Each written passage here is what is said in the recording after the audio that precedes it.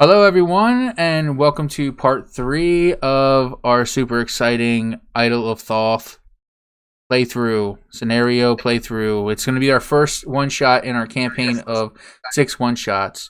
So, if you stuck around for the first 2 parts, awesome. If you haven't and you're starting here, please go back to part 1 and then listen to part 2 and then come back to this part here.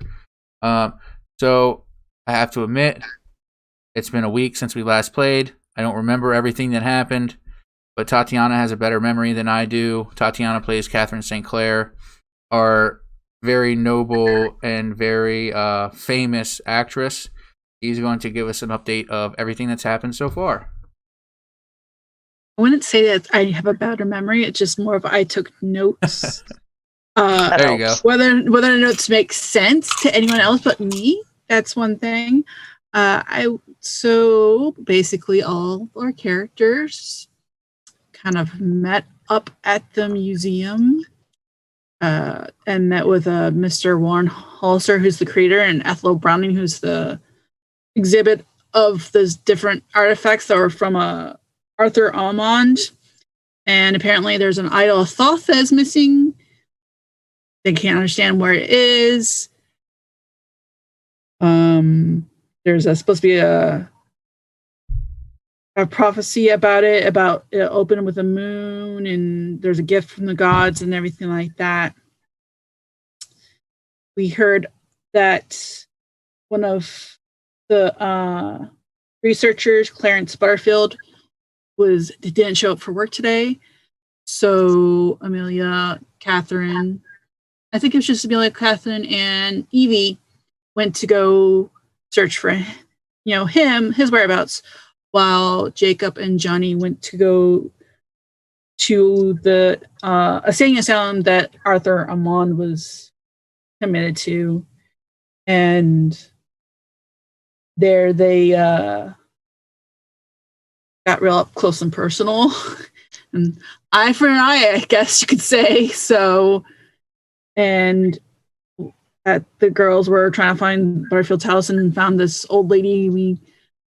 She tried to talk us and we knocked her out. So that's pretty much where we're at right now, I think. If anyone else wants to add anything. Evie's got a hell of a right hook. Right. Yeah. Evie's, I punched an old lady. I just imagine like Evie just taking one of her books and going whack, Yeah, honestly, that would have made more sense. Can see it. Yeah, but you went all for it. You pulled out the brass knuckles and were just like, lady, stop, and just knocked her right out. Yeah. Everybody's getting real loud outside of my room, so I'm gonna put my headphones in real quick. Okay. So we left off with Johnny O'Shea and Jacob Orlean leaving the insane asylum very quickly, as to not be found out that they just lopped out the eyeball of an insane man. And then we left with Evie, Amelia, and Kathrine St. Clair everyone's making their way back to the museum. And I believe, if I remember correctly, the time was close to 4 o'clock. Well, are we making our way back to the museum, or we were gonna find out Butterfield? And I have 12 p.m. knocked out old maid. So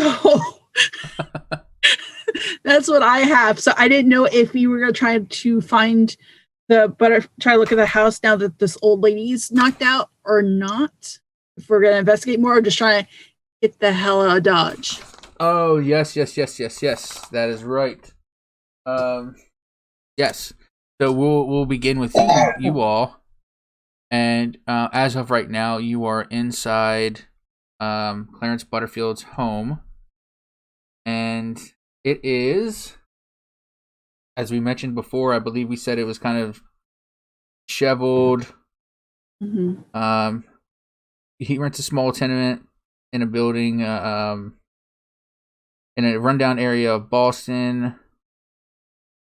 His landlady was actually the lady that you knocked out there, but that's okay.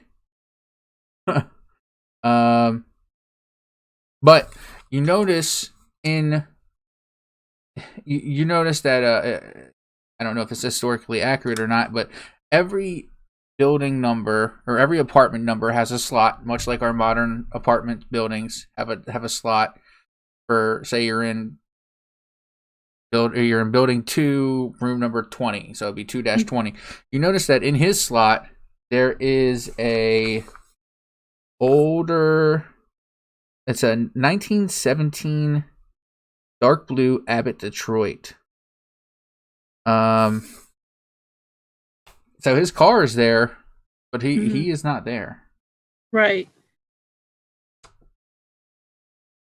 So I remember we found a book as well, and Evie was looking over it.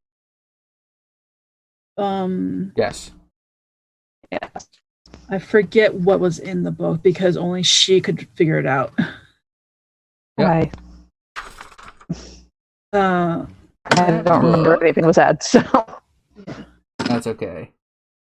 That book. I have something about telomeric period, but I don't know if that's part of it. Oh, I think that is. I think somebody rolled a 1 or something close to a 1 when looking at the cartouche, the sarcophagus for the Idol of Thoth. And that was me for some reason. Yeah, and then basically Miss Browning just spilled her guts to you. Mm-hmm. Yeah, that's right. So those books that you found are entitled Volumes 1 and 2 of the Egyptian Hieroglyphic Dictionary, 1920, by a Sir Ernest Alfred Wallace Budge. A hell of a name. And yeah, that's you found that it's 2 volumes. So you found volume 1 and volume 2 of the same titled book. If you want to, if you roll, since you're a librarian, how's your history? My history is pretty good. If you want to roll a history, you kind of know a lot of what is already in this book. But if you roll a library use roll, it'll take you about 30 minutes to read through and find some good things. Okay, well, I rolled a 7 for history, so we'll go with that. Holy crap. Okay, so yeah. You rolled a 7.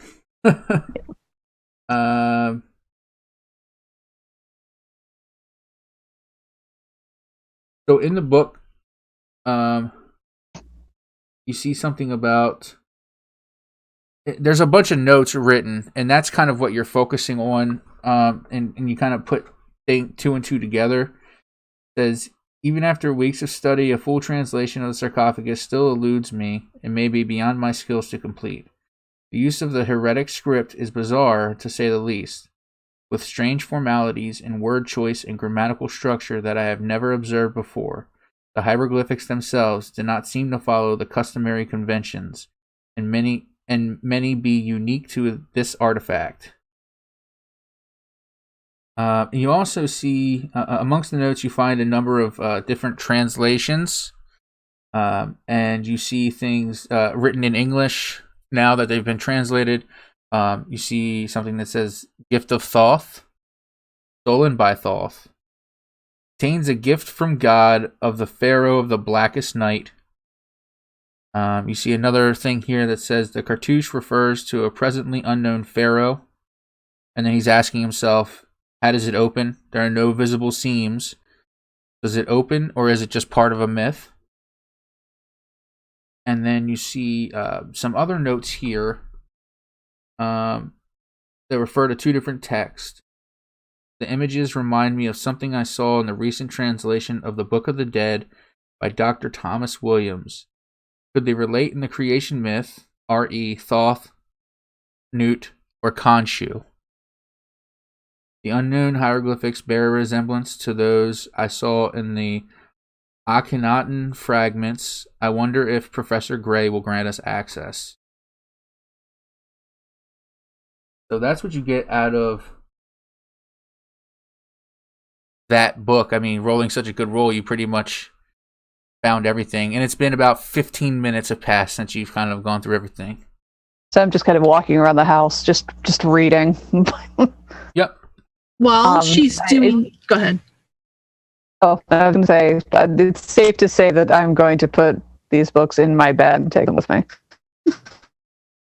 Okay, that's fine. Just without even thinking, just put them in my bag and be like, books, public knowledge, it's mine. Right. No thought of actual you instinctively go to the very last page where the library card would be and notice that there's nothing that says it's from the library, so, you could take it. It's fine. Fine. While she's reading, I'm going to approach Amelia and ask her, what do we do about the woman that, you're involved in this business. How can we handle it? What's the best course of action here? More than likely, just set her off to the side to make sure she's not going to roll over too terribly and just let her wake herself back up in time. We'll be out of here. And if she wakes before we're out of here? We make sure we're out of here. Amelia, roll a luck roll. My luck actually is... 26. All Very right, so good that's pass. a pass, I'm guessing? Yep. Okay. She is still breathing. The woman is still breathing. Oh, good. I So you're didn't kill lucky. her. No, you didn't. I don't think I could go about my day if I had murdered an old lady. So, go ahead. Because we're in basically the open room and everything, and there's supposedly bedrooms and stuff for the different tenants off the side. Is that correct? How is the layout of this house? Remind me again. He basically has his own little tiny apartment. Okay, so where is that in relation to the room we're in right now? So the Are room we you're in in is his basically the apartment? main. Right. I'm sorry, say that again. So we're basically in the main sitting or waiting or sitting room, and there's apartments. Where are the apartments that go? Where are the doors to those apartments? I'm just in relation to where we're at. Okay, so I'm gonna have to go off script a little bit here because it doesn't really tell me that. But as you go in, there's just what you see to be a little main hallway, and it has two doors. One goes off to the left, and one goes off to the right. The one that goes off to the left is a bedroom, and the one that goes off to the left leads to a the main hallway where all the other apartments go, because that's how you get to the communal bathroom. Right. And the one that's on the right, that is more inside the apartment, is where a bedroom would be. And then the corner that Evie was going towards, that is where the kitchen is. Okay. That's a very simple layout. Is there any markings on the door so we know which apartment is which? We'll say he's in apartment 20. So we know that he's apartment 20. So, but there is numbers on the doors saying which apartment is apartment 20. Okay. On the main door, yeah. I guess I'll go and knock on door number 20. Okay. Well, you're in room 20. Oh, I am in room 20. Yes. Okay, so you want to knock on the neighbor's door? No. I'm confused because I'm trying to figure out where because we're in the main room in the hallway. So where's his bedroom at? Can I step in, John? See if I can explain. Yeah, go ahead. So you guys are in his apartment currently. It is... Imagine you went in the lobby, right? If there is a lobby to this apartment building, and then you went into his room. And is it a studio, John? Is it one room, or is there... Yeah, it's basically all one... It's all one room. It's a very simple little apartment where you walk in, there's the main room, and then there's just a hallway. One leads to the bathroom, one door leads to the bathroom, the other door leads to a main bedroom, and then there's a kitchen. Oh, so it's just like a 1-bedroom apartment. Mhm. Yeah. So we haven't. Have we explored his bedroom? That's the point I'm trying to get to. No, I don't think we Nope. have. Okay, so I'm trying to get to his Nope. bedroom right now. Is what I'm trying Okay. to attempt. So you just walk down the hallway, and you notice that the door is cracked, and it is the room with the bed in it. So you're assuming that it's his bedroom. As you go in, there's really nothing special. You do notice that the bed looks as if it hasn't been slept in a while, but it also looks like it hasn't been made in a while. Mm-hmm. And you just see clothes on the floor, ties, like they're not all the way untied. They're like, so he can just slip them back on and Mm-hmm. tie the noose back up again, and he's good to go. But you don't really see anything of note in there. Okay. So no signs of a struggle or foul play or anything like that. No, but you do. I'll tell you what. Roll a spot hidden.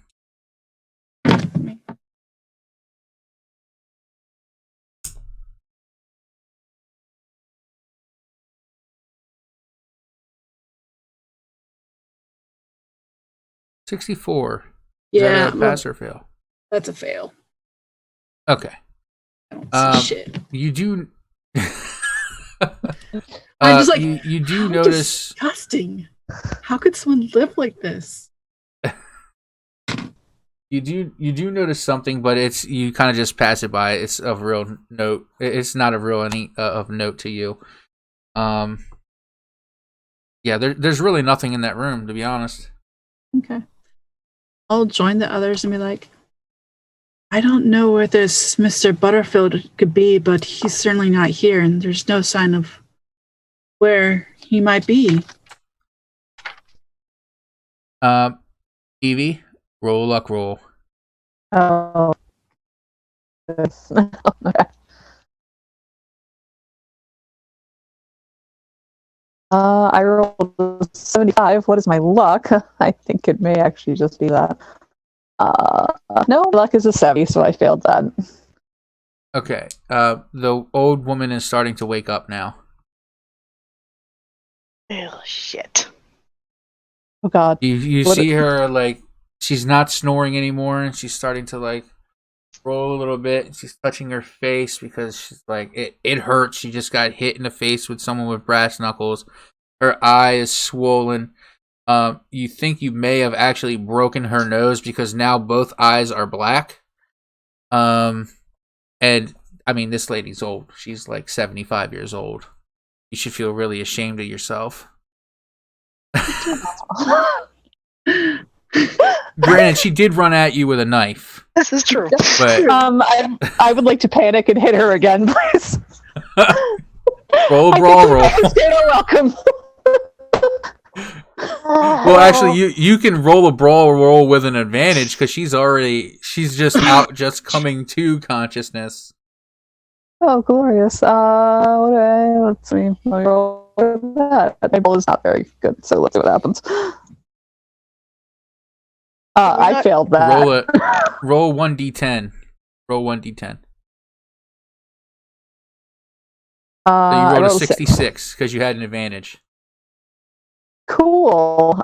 Well, my fighting is a 25, so. Okay, That's all right. Well, you miss punching her, and you you punch the ground. Oh dear. Right by her head. Ladies, I think we should go. I think we've overstayed our welcome. Let's I agree. leave. Yeah, Yes, and let's- leave. As you leave, Evie, you remember one thing that might be of some kind of meaning to you, and that is the mention of Professor Gray. It is up to you if you want to share that information with your party, but that is something that sticks out to you. And that's from the book that I was reading, right? Yep, and I would like to wait until. Okay. Yes, I Just would so like to you wait know, until you know we're in who the car. That's totally fine. You know who Professor Gray is. He's a professor at Miskatonic University, which is not very far from you. You just really want us to go back to school, don't you? All right, so all of you are all of you are leaving the tenement building, correct? Yes. Okay. So Very quickly. as you get out to Kathrine St. Clair's driver, who has been patiently sitting there for a while now. We'll say it's probably maybe 2:30. Been sitting there patiently for a while now, and he's kind of like half asleep and hears you coming, and he's like, "Oh!" And he hurries up, turns the car on. It takes a little bit to start rolling. Kathrine, roll another luck roll. Oh, okay.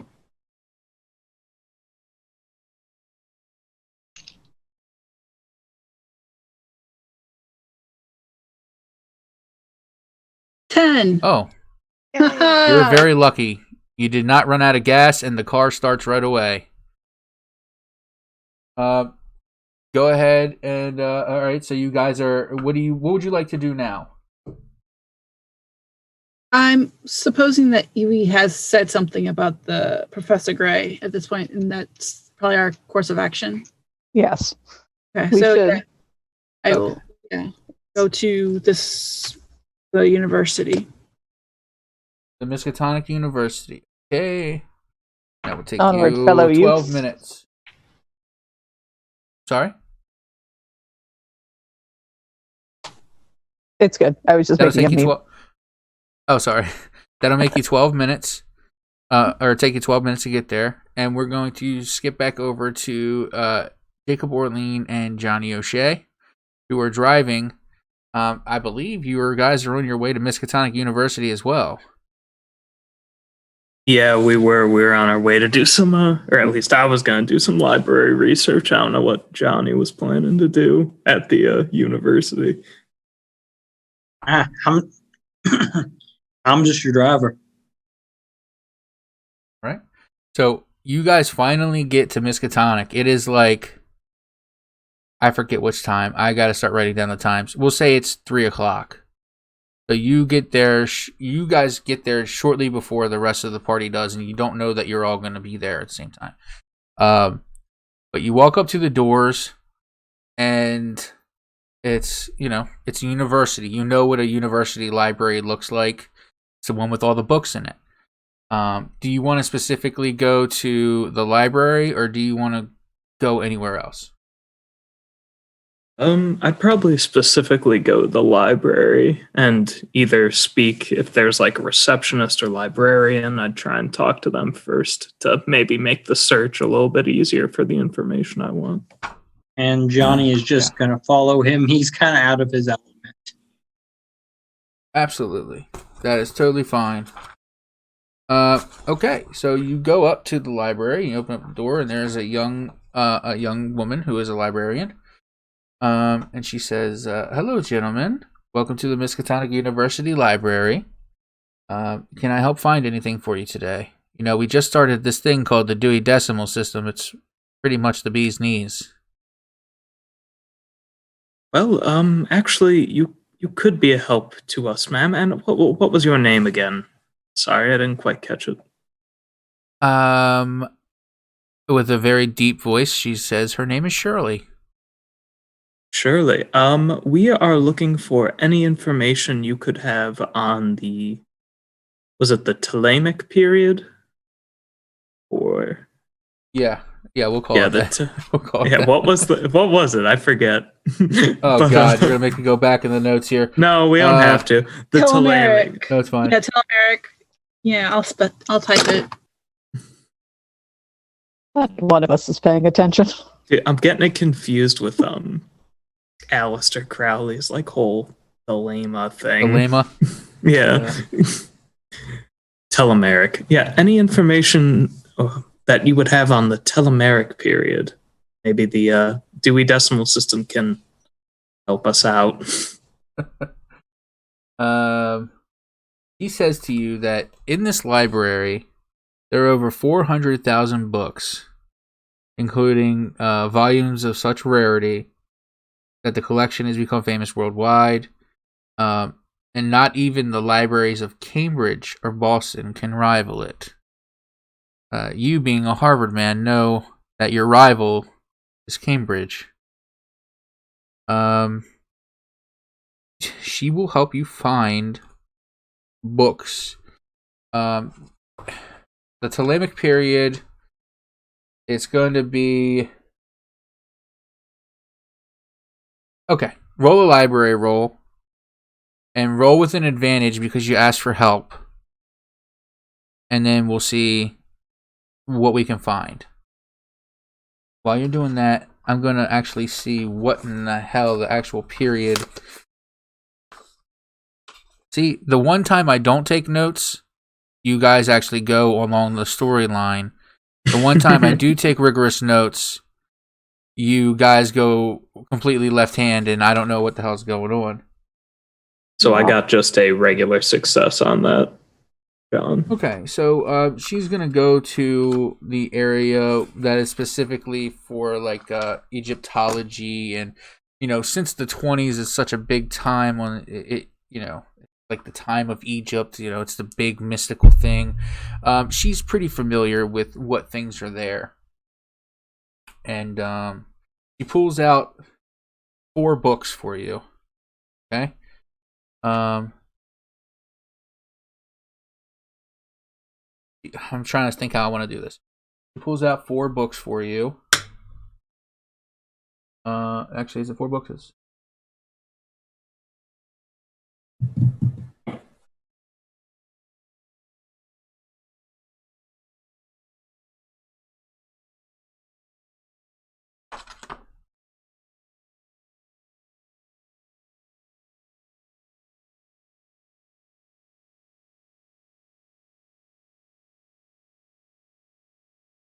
All right, sorry. She pulls out 2 books for you. Sorry for that dead air there. You're good. And it's gonna take you... It'll take you 30 minutes per book. But if you can get Johnny to help you, and he passes the library roll, you can... Actually, yeah. Well, Jacob, this is when we can pull out that Call of Cthulhu pre-mid role-playing thing. You have a little bit of experience from the Middle Eastern world, Egypt, Mesopotamia, that kind of land. Mm-hmm. So I'm going to let you roll another library use, or roll a luck use with an advantage. Because we kind of have been doing this thing for like the last week of role-playing, and we took your guys' advice from the D&D thing, and it's actually pretty cool. All right. Do you want a library check from Johnny or no? Yeah, you can do a library check too.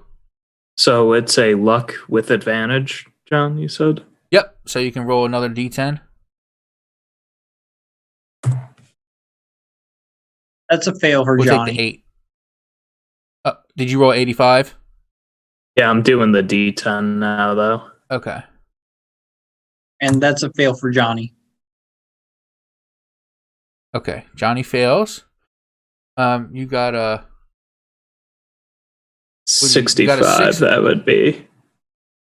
So that is... Which one's the lowest? I can't scroll up on this.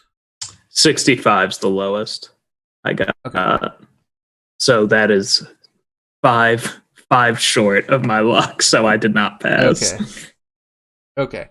So it's going to take you 30 minutes to get through, or 15 minutes to get through each book. But there are some key things that you know to look for. Obviously, you know to look for Thoth. You know to look for anything with an idol. And you know the Egyptians love the dead, so anything that has to do with the dead. And so we're going to... Well, that was going to be my... Sorry, go ahead. Oh, that was going to be my idea, was to have Johnny, if he'd be amenable to it, like look through for like keywords and mark the pages for them, and then it would maybe make it quicker for me to look through and like understand. Like, I don't know if that would work at all, but if he failed his library use roll, maybe not. It's our game to play, man. We can do it however we want. Johnny, if you're fine with that and you guys want to partner up and look at that, you totally can. I'm fine with it.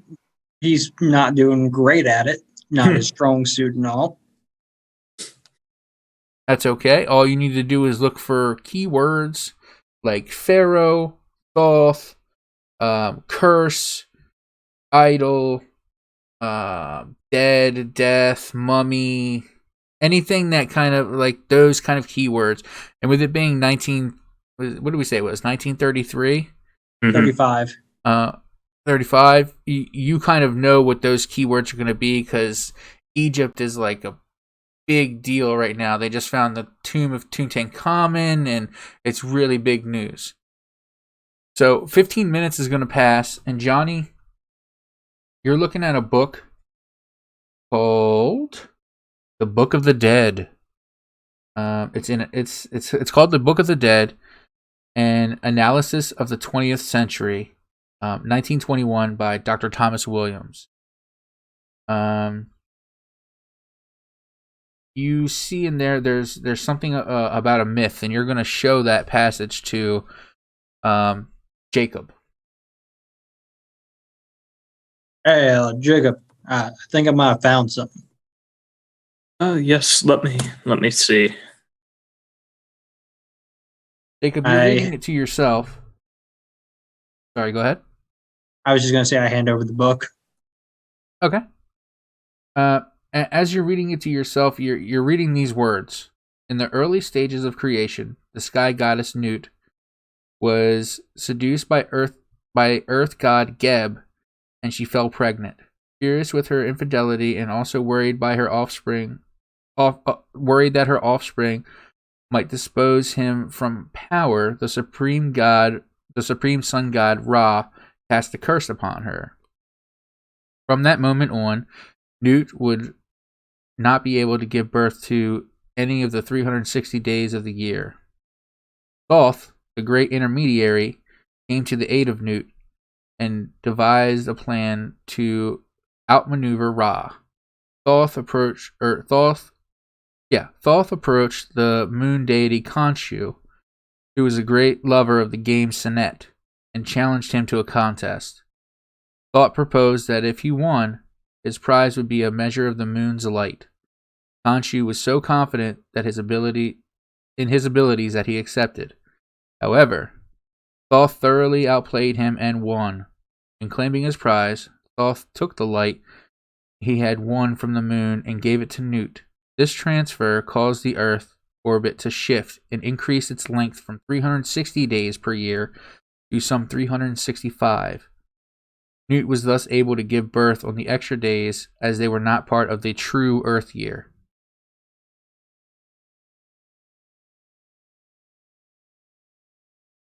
So it's just basically a little story of, how the gods played, a game with one another and extended the year by 5 days, giving this deity enough time to an extra 5 days to be able to give birth. So I make notes of this in my journal too, like as I'm reading this, just to refer back to. Yep. And Johnny, are you kind of are you looking over like his notes as well? I'm over his shoulder trying to understand. But I feel like for Johnny, his interest never quite shifted to Egypt. He has always been stuck on natives. Okay. More of that kind of folklore. Cool. And now, Jacob, in the book that you were reading, is called The Idol of Thoth / The Pharaoh of the Darkest Night, or Blackest Night. Like thinking of DC Comics. The Pharaoh of Blackest Night. Both appear fleetingly in a small number of texts, all of which cite them as apocryphal, and link them with the mythical city of Nyarlathotep. Nyarlathotep. Nyarlathotep is the mythical city. Nyarlathotep is an ancient training hub which was said to have been troubled by civil unrest, leading to a cataclysmic rioting and destruction. And that is in a passage that says the Akhenaten fragments. There's another passage there that says the Akhenaten fragments, 18th dynasty, 1340 BC. Why don't you go ahead and roll a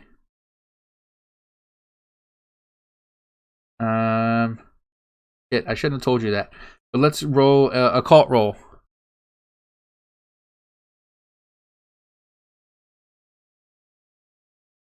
That is a 39. I needed less than a 40, so that is a success. Oh, perfect.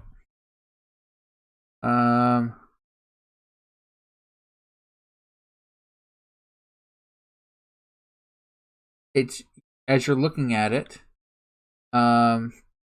you see a note in there, and it basically says, answers. Trying to figure out how I can work this in now. It says, more can be found in. It gives a specific book, and it says a note is in there that says permanently held by Professor Gray in room 366, the third floor. I think we need to pay Professor Gray a visit, Johnny. Yeah, sounds all right by me. All right. So and you don't need to. Sorry, go ahead. Oh, I was gonna ask if we're like leaving, like as we leave the library, is there any way I could try, emphasis on try, and sneak these books out with us? Yeah, there should be a stat that says sneak or. So, out of curiosity, was the librarian pretty at all? You tell me. You never gave him any kind of descriptor. She's a, let's say she's a college-aged brunette female who is a librarian because she is a history major at Miskatonic University. Johnny is going to go make his best attempt to flirt with her to help Jacob sneak these things. Okay. All right.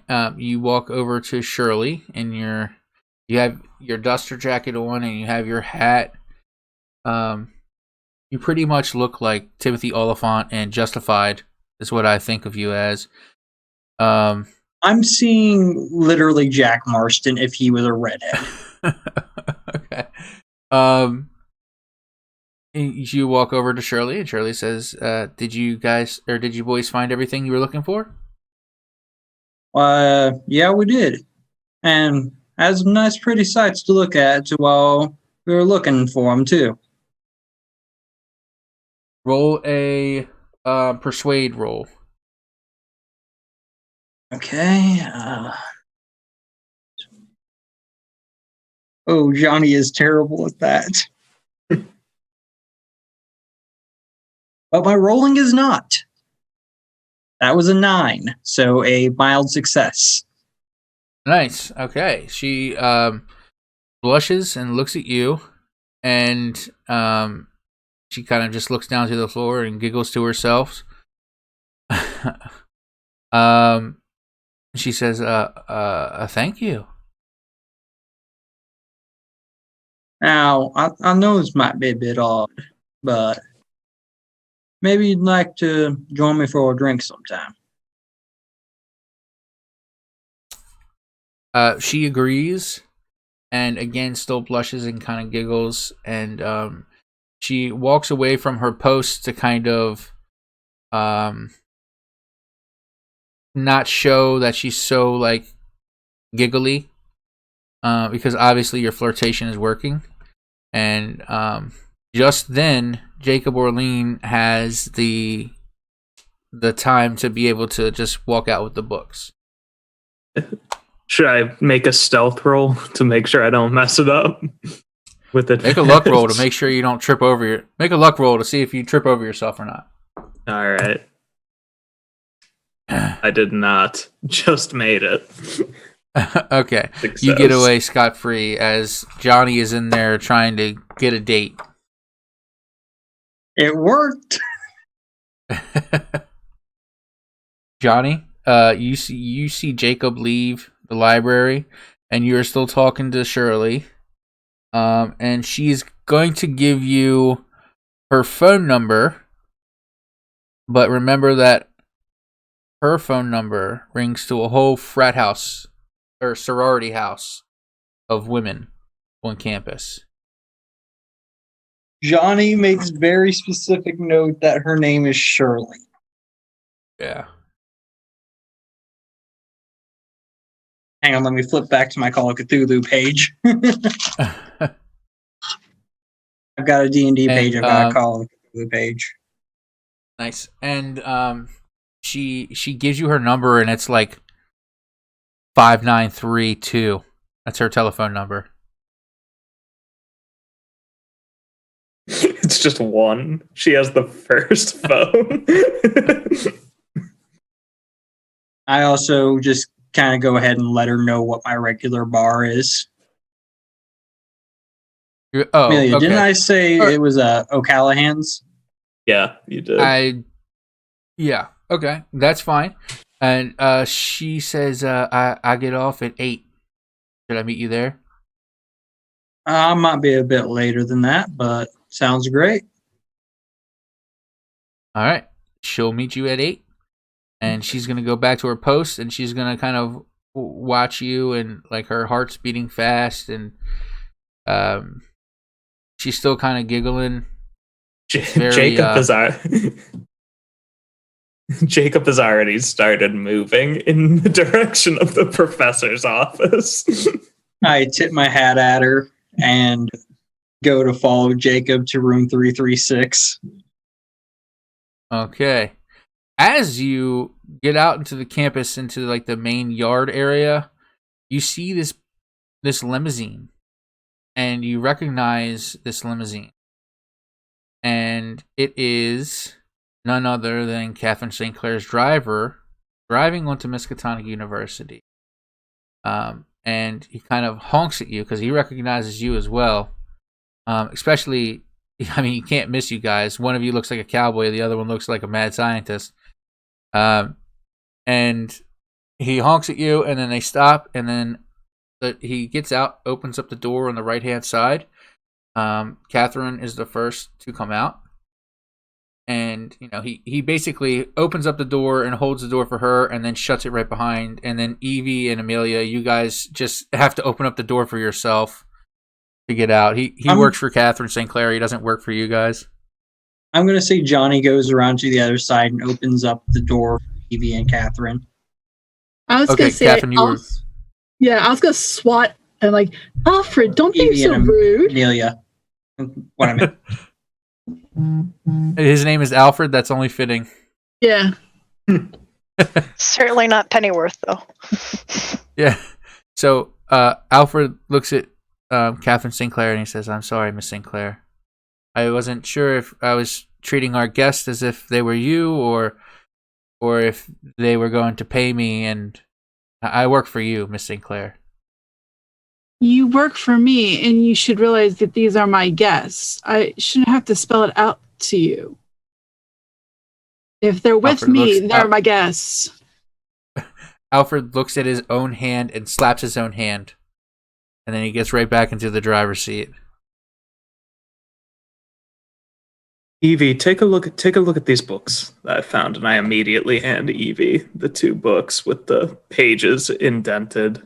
I'm gonna trade Jacob the books that I stole from the other place, and just point out the passages that reference Professor Gray, and we've just nose in book immediately. Johnny's going to look over at Amelia. So, anyone die? No. Someone has a headache.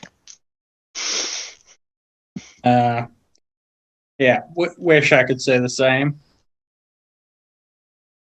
Okay, so needless to say, at this point, you all are kind of sharing the information with one another.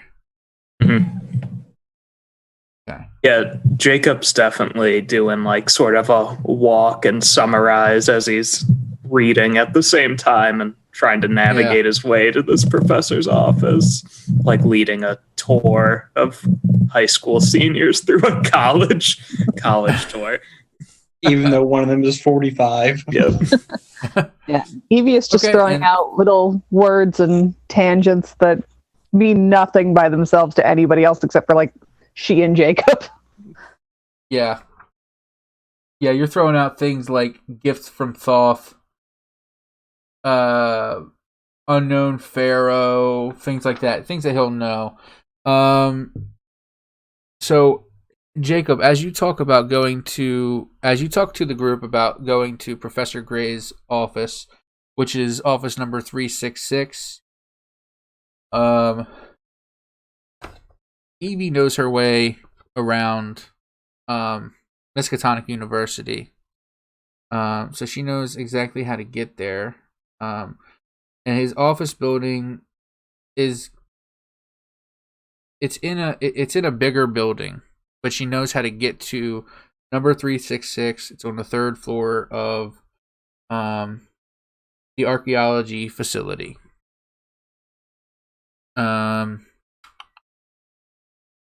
So you guys are making your way there, and then that's where we'll take our first break. The time in game is around, we're gonna say 3:30 ish. So it's getting very close to 5. How far are we from the museum? We'll say you're here? like 10 minutes away. Yeah, All right, we'll say you're like cool. 10 minutes away, so it's not that big a deal. But yeah. So this would be a good time we're going to go ahead and take a break. And thank you to everyone who listened to part 3. And we're going to be back for part 4, where we go into Professor Gray's office. And then 5 o'clock is right around the corner. We need to get back to the museum for the opening of the show. And we'll go from there. Thanks for watching.